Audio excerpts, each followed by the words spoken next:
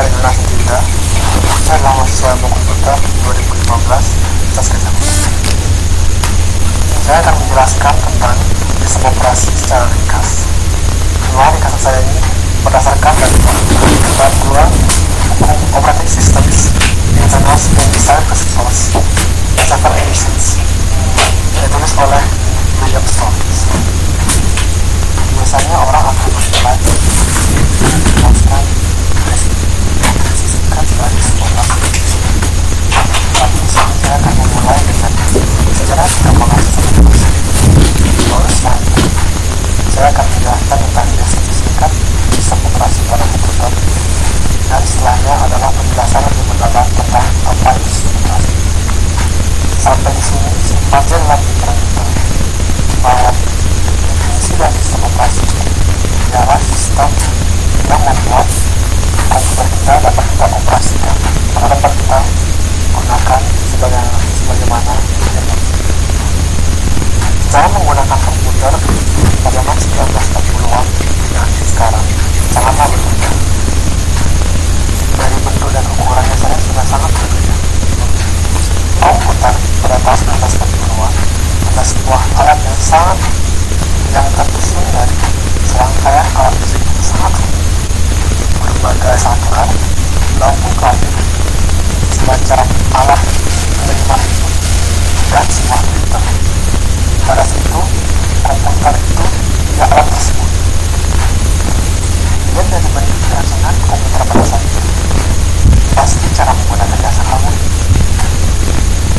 Namun sederhananya adalah seperti berikut. Yang pertama, sebelum berada di listrik komputer tersebut, kita harus mengatur posisi saklar pada setiap saklar yang ada pada komputer tersebut. Posisi saklar yang berbeda akan menyebabkan komputer mengerjakan tugas yang berbeda. Dalam artian, tugas yang berbeda membutuhkan konfigurasi saklar yang berbeda-beda. Mudahnya, kita harus mengajar komputer tersebut satu tugas, dan tugas itu hanya bisa dilaksanakan satu pada satu waktu. Sistem berpikir disebut dengan serial operasi karena penggunaan komputer secara seri.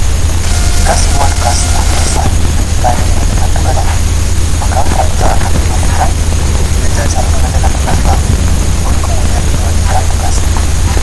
Sistem seperti ini sangat tidak bisa untuk menggunakan sebuah komputer karena yang pertama membutuhkan waktu yang sangat lama untuk menciptakan konfigurasi ulang seluruh saklar hanya untuk mengganti tugas yang hanya berbeda sedikit dari tugas itu. Yang kedua adalah komputer pada saat itu sebenarnya mampu untuk mengerjakan dua atau lebih tugas pada waktu, namun hanya bisa menggunakan tugas sehingga sangat tidak efisien pada kemampuan penggunaan.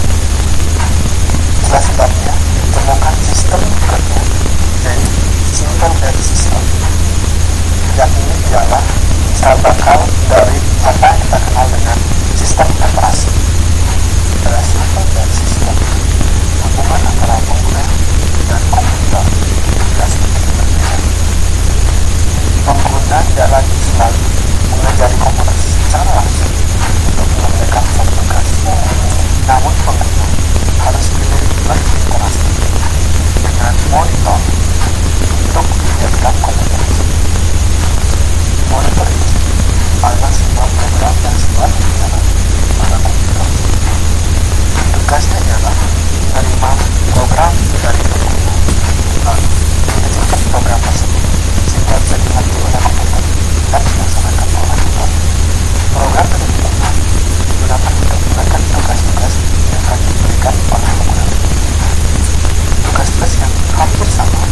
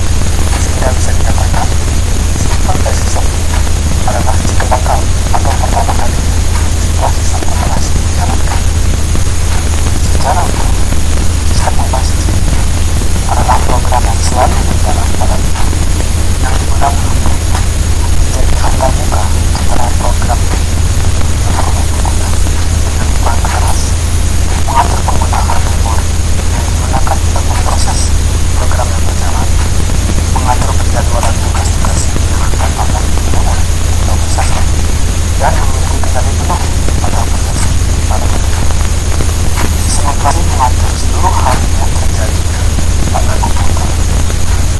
Sampai di sini, kita sudah bisa melihat tujuan dari dibuatnya sebuah sistem operasi untuk komputer. Yang pertama adalah untuk kenyamanan dari pengguna. Pada tahap sebelumnya, kita harus mengatur konfigurasi saklar-saklar pada komputer selama berjam-jam hanya untuk mengendalikan aplikasi. Namun sekarang, komputer hanya dapat menyalakan dan komputer itu sendiri juga mengerjakan berbagai macam program pada background proses pada saat kita nyalakannya. Kita bisa mendengarkan lagu, download file, dan mengerjakan tugas pada komputer pada sangat efektif. Jauh lebih nyaman daripada pada tahun 1990 kan? Oleh karena untuk kenyamanan itu sendiri, buat sistem operasi haruslah selalu berkembang dan diperbaiki jalannya waktu. Contohnya jika ada perangkat keras baru yang disambungkan ke komputer, maka sistem operasi harus diperbarui sehingga bisa menyambungkan program komputer ke perangkat keras baru tersebut. Selain itu, jika pengguna komputer menginginkan sebuah fitur baru, maka sistem operasi harus diperbarui dan bisa melayani fitur tersebut. Dasar ini ada berbagai macam sistem operasi, namun yang membedakan mereka semua satu sama lain ada 5 aspek berikut. Yang pertama adalah pemrosesan, yang kedua adalah manajemen memori, yang ketiga pengamanan dan keamanan informasi atau data pada komputer itu, yang keempat adalah penjadwalan dan manajemen sumber jaringan, dan yang terakhir adalah struktur dari operasi tersebut. Dari pemrosesan untuk proses tersebut adalah sebuah eksekusi tugas atau program-program yang dilakukan oleh sebuah prosesor pada komputer tersebut. Pemrosesan itu sendiri berkaitan dengan manajemen memori, karena dengan segmen memori yang berbeda, maka pemrosesan pada tiap-tiap memanage memori adalah bagaimana kita mengatur proses yang terjadi pada memori tersebut. Memori mana yang bisa kita pakai untuk menyimpan sebuah proses atau melaksanakan sebuah proses, atau bagaimana yang kita pertahankan sehingga tidak gampang dengan data dari proses selanjutnya.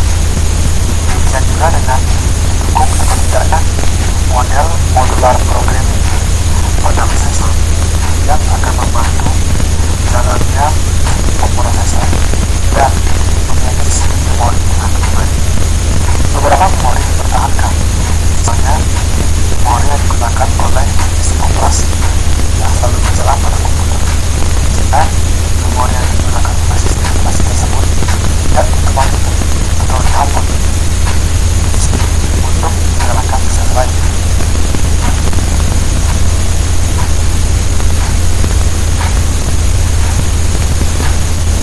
Pada manajemen memori juga berkaitan erat dengan virtual memory untuk jangka waktu penyimpanan data pada memori tersebut, dan juga berkaitan erat dengan cache atau memori sementara yang dibuat sehingga dapat mempercepat pemrosesan.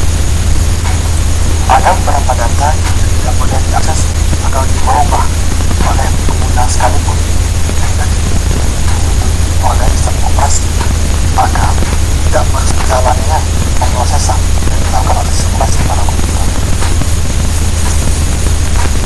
Disinilah terjadi perbedaan antara beberapa simulasi, misalnya bagaimana amannya sistem operasi Unix dibandingkan dengan sistem operasi Linux, dan sehingga ada sangat sedikit sekali atau tidak ada virus pada sistem operasi Linux dibandingkan dengan banyaknya virus yang mencoba menyerang sistem operasi Windows.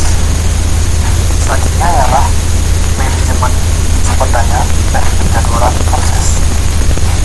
Pada intinya, dengan penjadwalan proses dan manajemen sumber daya yang baik, maka akan memberikan kita sebuah efisiensi dalam penggunaan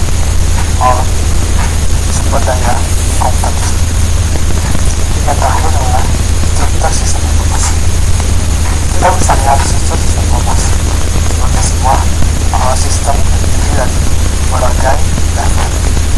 Tiap level hanya akan melaksanakan fungsi yang berkaitan sama lain, dan tiap level memiliki sebuah fungsi yang berbeda-beda, sehingga jika ada tugas atau program yang harus dijalankan oleh sistem operasi, maka dia akan pecah-pecah menjadi kecil, sehingga tiap tugas yang sama atau termasuk dalam kumpulan